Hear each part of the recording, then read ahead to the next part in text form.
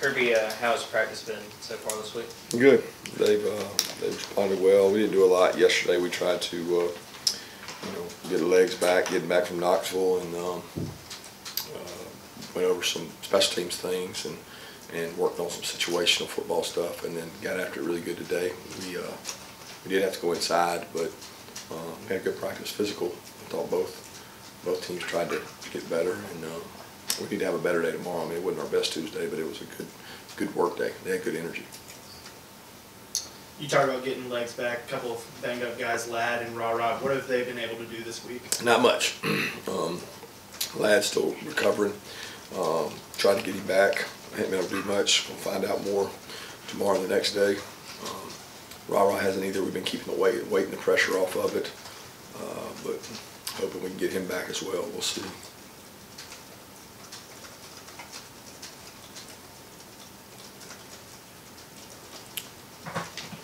Yeah, Coach, I'm sure you've answered this question before, but I'm curious if it's updated. What specific advantages do you think you garner from coaching at your alma mater like you and Coach Key obviously do? I think an understanding of the academic world, navigating the campus, knowing what's going on campus, the alumni base, which is a part of fundraising, the letterman base in terms of the guys you played with, plus the guys that played before you and the guys that played after you and in between. There's a connection there. It's not that you can't have it if you didn't play there, but it certainly puts you a little bit ahead.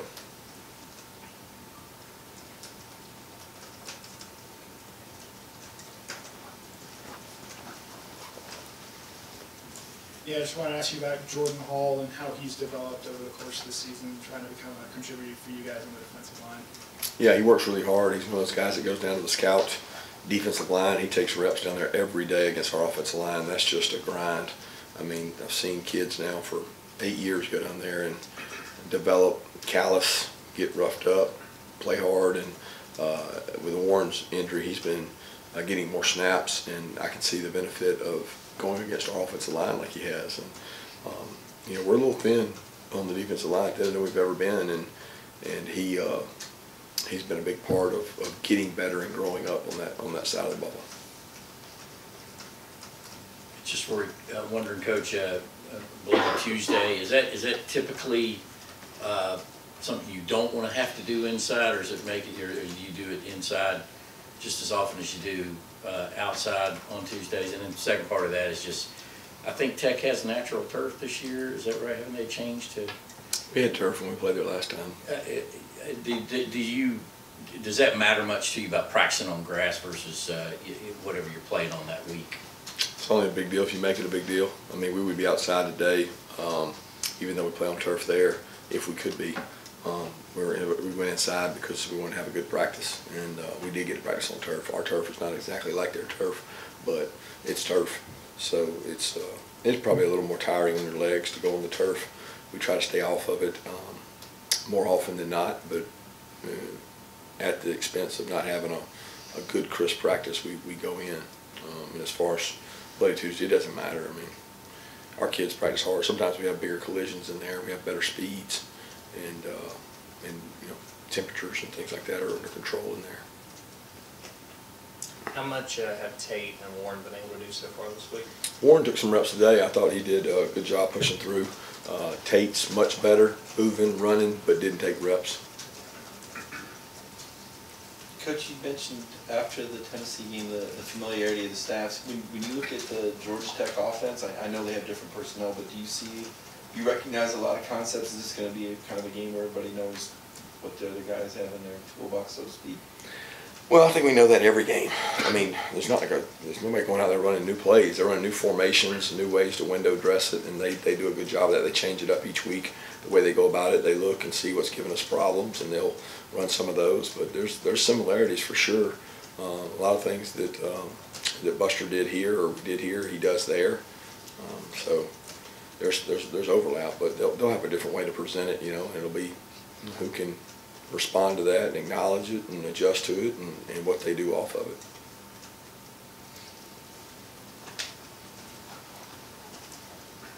What do you feel like the way Kendall has played in this last probably month says about him, especially the fact that he has worked through so many different injuries and is now playing like he is? Yeah, he's high character. Pain tolerance is high. He works really hard. He runs tough. I mean, he seeks out contact, and he's a good leader. And he's done a great job. The last game, the thing he did so great that people don't talk about is the pass pickups. I think he had 4 really big pickups and pressure that allowed Carson to stand in the pocket. That's not the back's favorite thing to do, and he did it like a stud.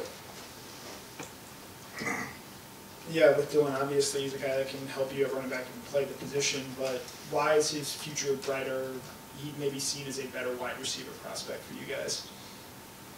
Why is his future? Yeah. Are you saying that, or are you? Just why does he want to play that position and see himself at that spot?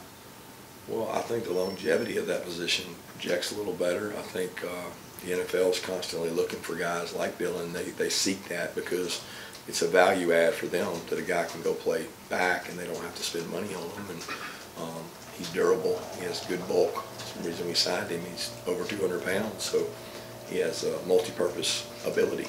And why does he want to play receiver? I think he likes receiver. That's why he wants to play it. But he's good at both. Kirby, along with game preparation, how much time does the staff spend now on roster management, knowing the portal's going to open and decisions are going to happen for some of these players? Do you have a good handle on that for your program? Yeah, I don't know. Anybody's got a good handle on it because you don't know what the truth is. You don't know where the truth lies. We communicate. We try to keep open lines of communication. We meet with our players periodically, and we tell them, an open door policy to come talk about things. And we'd rather be in the know than in the dark. And sometimes we're in the dark, sometimes we're in the know. But all you can do is be as transparent as you can and try to find out. You're asking, do we have a grasp of it or a handle on it? I don't think anybody has a handle on it. I think you prepare the best you can, and you try to have plan A, B, C, D, E, and you put them in motion when the time comes. Kirby, do you think Georgia will always play Georgia Tech, or with some of the changes in college football and scheduling, is there any possibility that it would not be an annual game at some point? I don't have any clue, Seth. I mean, that's so probably above my scope. I mean, I'm just walking off the field from a Tuesday practice to prepare for Tech. I can't even fathom a world where we wouldn't play them. I guess it could happen, but that's just probably out of my scope. Do I want it to happen? Absolutely not. It's a great rivalry game. It's great for our state. It's great for both universities. I mean, it's a long-standing tradition. So no, I don't want it to happen, but I don't know what the foreseeable future has. We're going to talk to Chaz here in a couple minutes. What have you made of the play of the outside linebacker room as he and Marvin are really splitting reps there, and it seems like Jalen's getting some reps on the edge as well? Yeah, I've been pleased with those guys. They're really hard workers. It's been tough because early in the season we didn't get a lot of opportunities for those guys. They've done a good job being really physical at the point of attack. We asked them to do a lot of different things. The game against Tennessee, we were in 3 down front a lot, and they were dropping in space. Then they're rushing some, and you got to be a jack of all trades to do that. We stacked them back, made them play inside back or some. So they've done a lot of different things. I've been really pleased with those guys.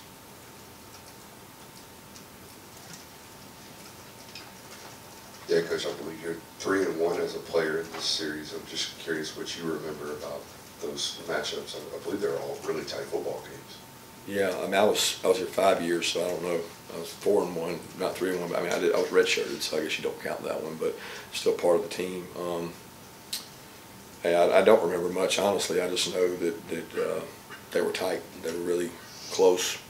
Last possession of the game, tight games. At least the last 2 I was in came down to the last possession, and it seems like this rivalry was that way for a lot of the years I was around.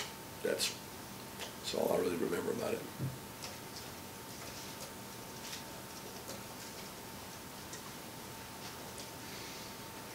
Yeah, Coach, just checking on Lawson lucky snap counts.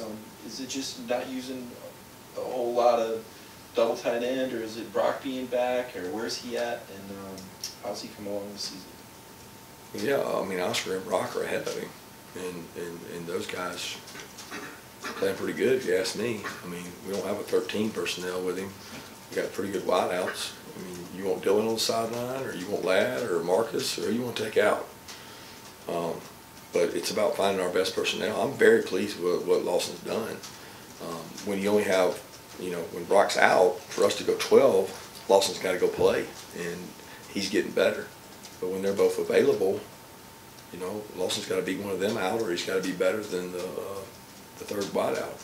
And we're trying to use the strengths of our team, and he's only a freshman, so I don't know how many of those freshman wideouts out there are playing. So the fact he's been out there playing tells you he's a pretty good football player. What did you learn about Amarius Mims as he sort of fought and came back from that ankle injury he suffered earlier in the season to get back to where he's helping you guys now? That he knows how to work. He knows how to rehab. I mean, he was here early, stayed late for all his rehab sessions. He's committed to that part. I think he cares about his body. He's one of the lowest body fat guys we have on our team for that size. It's crazy what his body fat is. So you can tell he takes care of his body, and he knows that's important. And that was the same way with the rehab process. I mean, he was committed to it.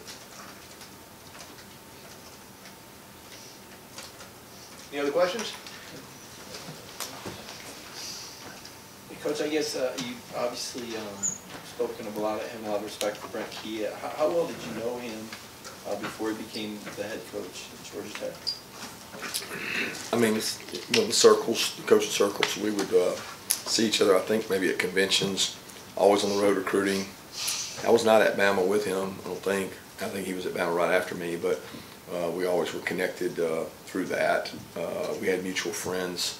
A lot of the guys that came to us from UCF had been on O'Leary's staff. And so he had been with O'Leary at UCF, and a lot of common friendships. So I've known him, and he played around the same time I did too, so I've known him for a long time.